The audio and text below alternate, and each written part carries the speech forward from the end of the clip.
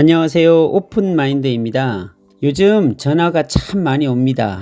전화가 와도 너무 많이 와서 부담이 되기도 하고요. 될 수 있으면 친절하게 받아들이려고 노력하는데 잘 안 되네요.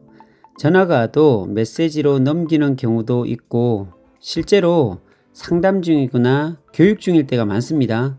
일부러 안 받으려고 하는 것은 아니다라고 말씀을 드리고 싶네요. 간혹 오해하시는 분들이 있어서 그래요. 제가 하는 일에 대해서 좀 소개를 드리겠습니다. 많은 분들이 똑같은 질문을 하도 많이 하셔서 이 자리를 통해서 말씀을 드리도록 할게요. 저는 농업회사 법인과 부동산 법인, 토목 건축 법인을 운영하고 있는 대표이사입니다. 직원도 여러 명 있고요. 주로 제가 하는 일은 땅에 대한 권리 분석을 하는 일을 하고 있습니다. 그러다 보니까 출장도 많고 그 지역에 가서 다양한 조사도 하게 됩니다.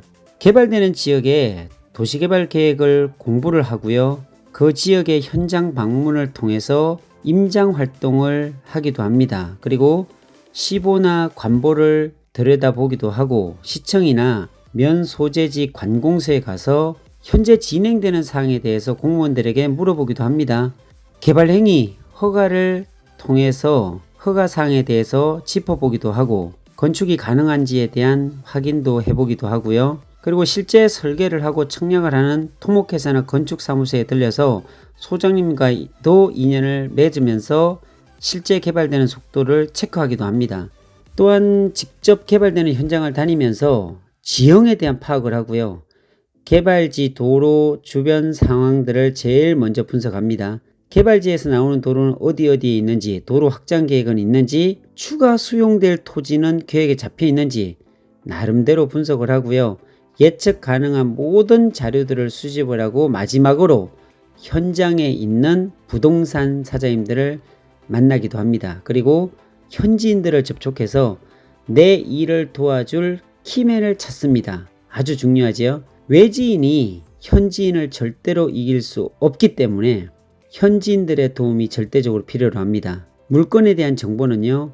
아무래도 현지인이 가장 많이 알고 있고 현지인들의 지인들을 연결시키다 보면 좋은 물건들을 확보할 수가 있습니다. 저의 최종 목표는 최고의 좋은 토지를 확보하는 것을 목표로 하고 있고요. 오늘부로 가장 저렴하고 가장 좋은 땅을 찾는 것을 목표로 합니다. 결국 이 모든 어렵고 까다로운 절차들을 거치는 것은요. 좋은 땅을 확보하는 전초적인 작업이다라고 할 수가 있어요.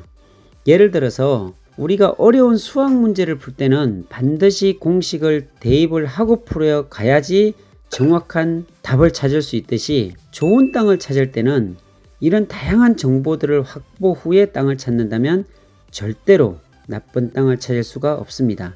반드시 아주 좋은 땅을 찾을 수밖에 없지요. 아주 간단한 원리지만 아주 힘든 작업이기도 합니다. 도움을 주는 현지인들에게는요. 어디에서도 받아보지 못한 통큰 선물을 준비합니다. 그러면 물건은 아주 좋은 것으로 준비되어집니다. 희한한 일이죠. 남들보다 더 큰 보상을 해주면요. 더 좋은 물건이 나오게 되어 있습니다.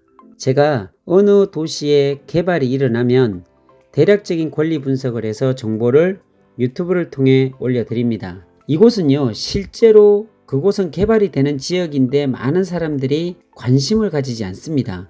그곳이 관심을 받기까지는 시간이 필요하고 아마도 개발이 되는 실제 진행되어질 땐 신문에서 방송에서 이슈가 되어서 땅값은 고공행진을 하는 단계로 들어가게 됩니다.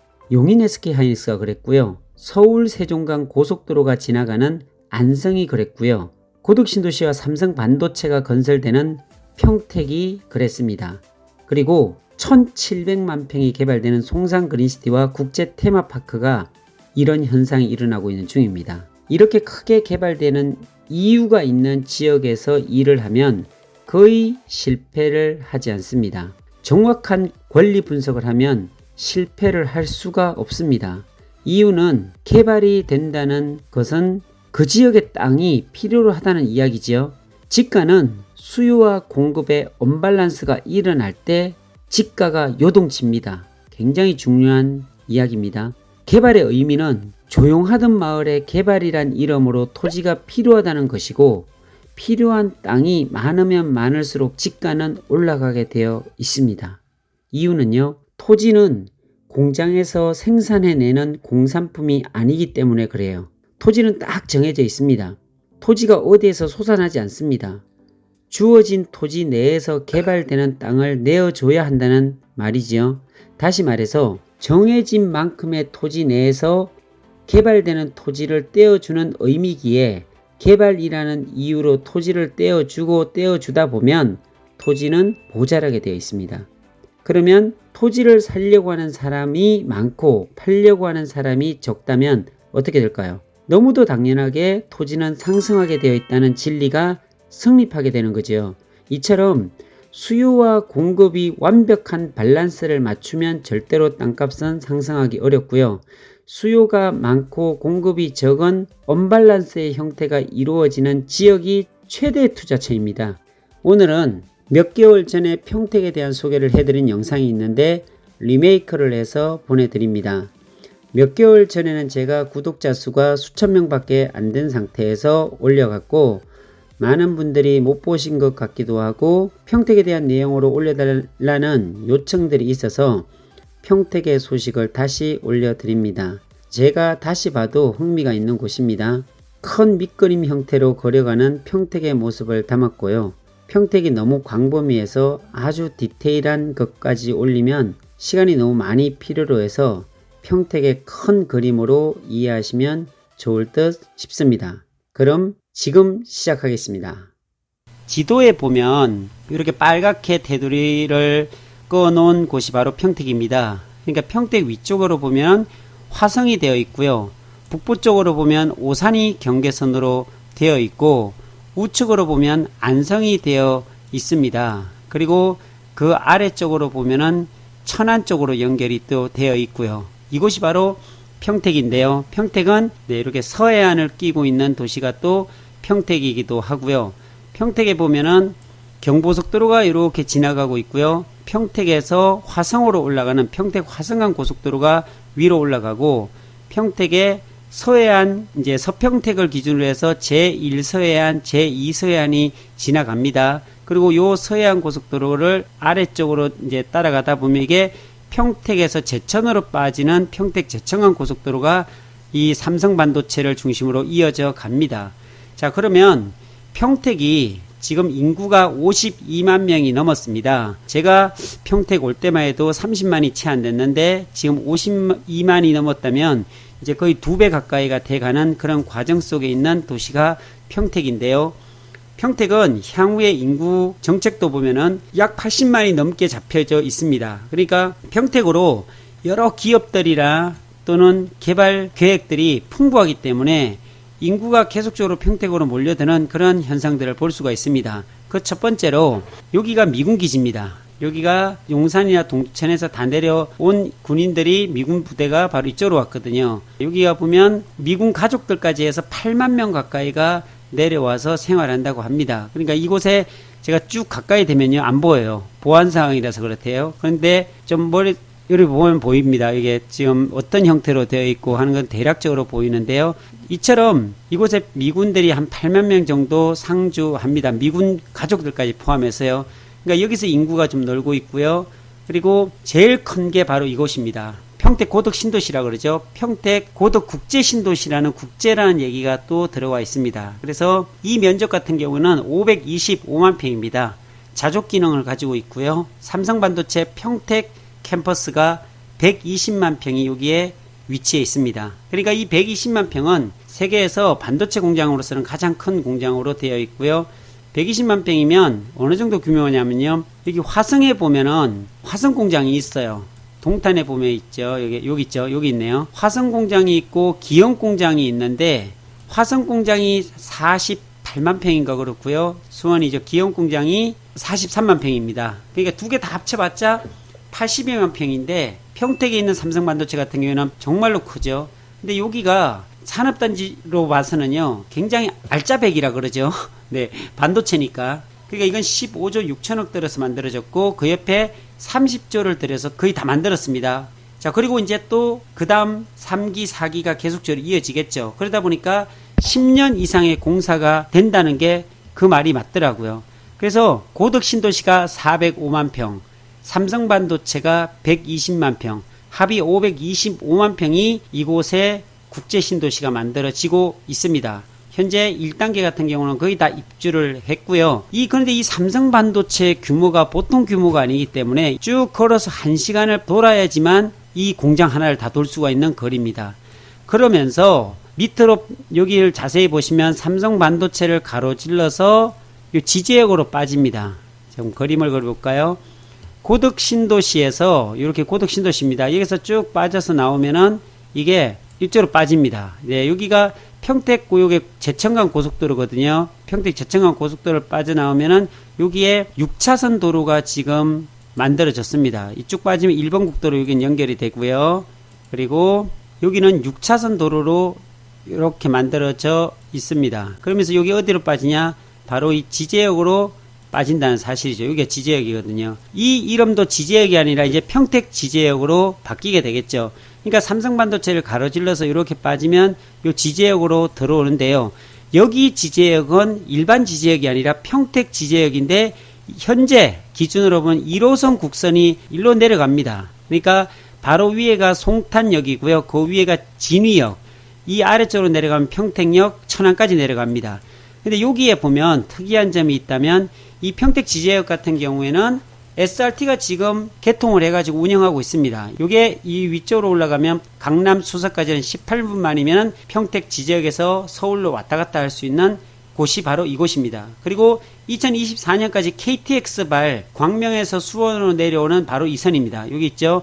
이 선이 지하로 내려와서 일로 연결된다고 합니다. 그렇게 되면 SRT, KTX 1호선 전체리선은 트리플 역세권으로 지금 여기가 거의 이루어질 것 같고요. 그리고 향후에 GTX C노선이나 D노선까지도 이쪽으로 들어오려고 협의 중에 있다고 합니다. 그만큼 이 지제역 같은 경우는 트리플 역세권 이상으로서의 위상을 드러낼 수 있는 그런 지제역이고요. 그러니까 여기서 마음만 먹으면 서울까지 20분 안쪽에 가다 보니까 너무나 교통이 편리한 지제역이 될 수가 있겠죠. 그러다 보니까 이 지제역 앞쪽에는 이마트가 있고요. 현재 이쪽으로 센트럴 시티가 분양이 완판이 다 됐고요. 2020년 12월, 이건 11월, 2020년 8월. 자, 그렇다 보니까 이 정도로 지제역 근처도 지구 단위 계획들이 너무 많이 잡혀 있습니다. 뭐 지제지구, 모산 영신지구 해서 여기 센트럴 자이 같으면 이게 5,300세대 이상의 아파트가 다 지어져서 분양이 다 맞춰졌고 입주가 되는 상태거든요.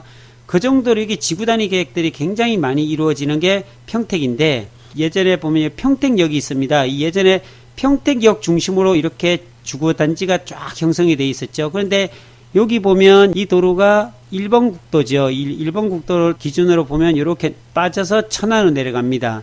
이 안쪽이 구도심이라 보면 되고요. 1번 국도를 기준으로 해서 이 바깥쪽, 이쪽을 소사벌 지구라 그러는데, 여기 배다리 저수지도 있죠. 이쪽이 다 뭐 논밭이고 이랬던 곳이었었어요. 이 뭐 그렇게 오래 했지 않았었거든요. 10년 안쪽에 그렇게 된 것 같아요. 그런데 여기에 보면 이게 다 개발이 돼가지고요. 소사벌 지구, 뭐 배미 지구, 용죽 지구 해서 지구 단위 계획만 한 정말로 많습니다. 이쪽에 보면은 지구 단위가 뭐 서재지구, 오산 영신지구, 동삭지구, 신촌지구, 소사벌지구, 현촌지구, 구룡지구, 신흥지구, 배미지구, 너무너무 지구 단위 계획들을 많이 잡고 그리고 다 개발을 시켜놓은 것이 바로 이 1번 국도를 기준해서 바깥쪽이라는 거죠. 이쪽이 다 개발됐습니다. 이미. 자, 그런 상황에서 고덕 신도시가 이제 또 개발되고 있잖아요. 그러다 보니까 이 상권이 처음에 평택 역상권에서 이게 어디로 이동이 됐냐면 여기 보면 종합운동장 쪽으로 여기 조개타로 거든요. 평택 역상권에서 조개타로 이동이 됐거든요. 이게 새로 만들어지면서 이쪽이 평택 3지구 토지 구획 정리가 다 돼 주거지역으로요. 그러면서 이쪽에 있던 조개터 상권이 새로 만들어진 소사벌 상권으로 다 이동했어요. 여기가 15만 명이 넘게 살고 있거든요. 이쪽으로 다 이동했어요. 근데 향후에 보면 전문가들이 얘기를 합니다. 이 소사벌 지구가 지금은 발전돼 있었지만 결국은 고덕 신도시가 발전을 하고 여기가 상권이 형성이 되면 이쪽으로 거의 다 넘어올 거다라는 이야기들을 합니다. 저도 거기에 동의를 할 수밖에 없겠고요. 향후 시간이 지나면 지날수록 여기가 거의 분당 크기만큼의 되다 보니까 삼성전자 평택 캠퍼스를 포함해서요. 그러다 보니까 이쪽으로 다 재편되지 않을까라는 생각을 합니다. 자, 그러면서 옆에 보면은 여기가 브레인시티입니다. 한번 지적 편집도로 보도록 하겠습니다. 고덕 신도시가 있는데 그 옆에 브레인시티 산업단지라고 해갖고 이렇게 크게 또 개발이 되고 있습니다. 이게 몇만 평이냐면 148만 평입니다.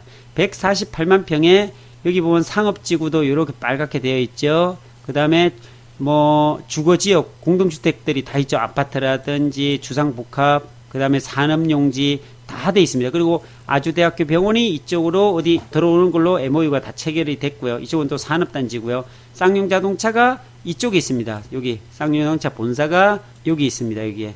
그러니까 평택에는 쌍용자동차가 있고요. 평택 삼성반도체가 있고 이 위쪽에 보면은 진위 여기입니다. LG전자가 있습니다. LG 디지털파크, LG 이노텍 이쪽에 다 있습니다. 그러다 보니까 평택 진위 이 일반 산업단지가 여기서 60만 평이 개발됩니다. LG전자를 축으로 해갖고요. 그러다 보니까 LG전자, 삼성전자, 그리고 브레인시티, 이쪽에 뭐 지구단위 개, 그리고 미군 부대 다 내려왔죠. 이게 동측, 북측, 남측 위주로 이렇게 됐고요. 자, 향후에 보면은 이제 수측으로 넘어가는데 수측은 더 많이 잡혀 있습니다. 계획이. 제일 먼저 삼성 반도체를 끼고 있는 고덕 신도시의 인근에 보면 드림테크 산업단지라고 해가지고요. 그 아래 보면 어연 일반 산업단지가 한 20여만 평이 있는데 여기에 43만 평인가요? 그 정도 이제 추가적으로 건설이 되다 보니까 이 근처에 약 한 70만 평 정도요. 70만 평 가까이가 산업단지가 또 형성이 되고 있는 사실이고요. 자, 그리고 서측으로 계속 넘어가다 보면 이 서측에 보면 더 많이 잡혀 있습니다. 이게 지구단위 계획이 보통 잡혀 있는 게 아니고요. 이게 포성지구입니다. 이 포성지구가 몇만 평이냐면 63만 평 개발하고 있어요. 지금 위성지도에서 보다시피 다 짜 있잖아요. 이렇게 토목 작업하고 땅 밀기 작업하고 지금 막 들어오는 과정 속에 있는데 이 포성지구가 황해경제자유구역이라 해가지고 63만 평이 지금 개발이 되고 있고요. 화양지구는 사실 더 큽니다. 이렇게 굉장히 크게 지금 계획을 잡고 있는데요. 이게 84만 평으로 지금 개발되고 있고요. 그 옆에 보면 현화지구라고 있는데 이 현화지구도 71만 평이고요. 그리고 이 아래 보면은 여기죠. 황해자유구역 현덕지구 있죠. 이 현덕지구도 71만 평입니다. 그 아래 보면 평택호를 또 개발하고 있는데 평택호가 20만 평 정도 개발되고 있고요. 그러니까 이거는 정말로 계획들이 보통 계획들이 잡혀 있는 게 아니라 실제적으로 움직이고 있고요. 토지 보상이 이루어져 가고 있고 이런 과정에 있다는 거죠. 그러니까 평택이 전략적으로 서측을 개발하려고 작정하고 있습니다. 그리고 예산이 뒷받침되고 하면 이 평택호 중심으로 관광벨트를 다 만들려고 지금 계획하고 있고요. 그러다 보니까 이 평택 전체를 놓고 보면은 정말로 공사판이다라고 밖에 표현할 수 없을 정도로 그 정도로 개발 계획이 많이 잡혀 있습니다. 그러니까 평택 삼성 반도체와 고덕 신도시 하나만 보더라도 이게 분당 신도시급이거든요. 그 정도로 크게 개발이 되고 있는데 그 옆에 각종 산업단지와 그리고 브레인시티 뭐 이런 것들이 너무너무 많이 개발이 되고 있기 때문에 인구 증가가 계속적으로 일어나고 고용 인원들이 늘게 되고요. 그리고 산업단지와 도시와 이런 관광벨트 산업들이 계속적으로 유치가 되고 만들어지기 때문에 평택은 계속적으로 인구 증가가 일어날 수밖에 없고 지금 인구도 계속적으로 증가되고 있다는 사실입니다. 그래서 평택을 정말로 관심 있게 보시면 좋을 것 같고요. 평택 시민의 한 사람으로서 저는 자부심이 느껴집니다. 아, 이런 평택이 정말로 좋아지는구나. 그리고 토지 투자적인 측면을 생각하면은 사실은 이 고덕 신도시 주변은 너무 많이 올랐어요. 그래서 이쪽을 제가 투자하라고 얘기는 좀 어려울 것 같습니다. 그리고 참 삼성 반도체가 이렇게 있잖아요. 근데 이 삼성 반도체 협력업체가 또 한 45만 평 이상이요. 원래 70만 평 정도 잡혀 있다고 했었는데 이게 줄었나 봐요. 그래서 이 삼성 반도체 협력업체 단지가 얘기가 이건 조심스러운 부분인데요. 확정은 아닙니다. 근데 협력업체가 들어오는 건 사실이에요. 근데 위치가 아직 정해지지 않았는데 아마도 이 부근이 되지 않을까라는 생각을 합니다. 이 부근으로 삼성 반도체와 아주 가깝게 있어야 된다 해서 이 부근 방충리 지제동 일원으로 삼성 반도체 협력업체가 들어온다고 또 합니다. 40여만 평이요.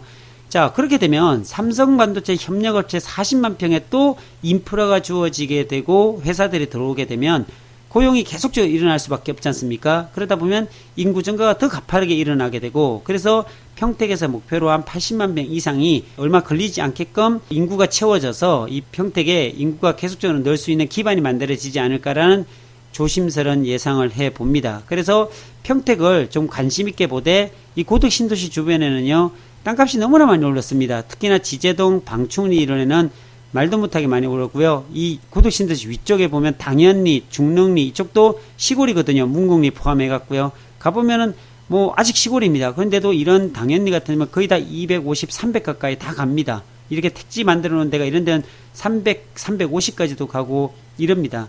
그러다 보니까 이런 데 계획 관리거든요. 그러다 보니까 이런 주변에는 제가 투자하기가 조금 어렵다라는 말씀을 드리고요. 그래서 투자처를 좀 찾더라도 평택 같으면 스측으로 좀 찾아보는 것도 나쁘지 않겠다라는 생각을 하면서 오늘 평택에 대해서 잠깐 좀 소개를 드렸습니다. 자, 오늘은 여기에서 마치도록 하겠습니다. 감사합니다.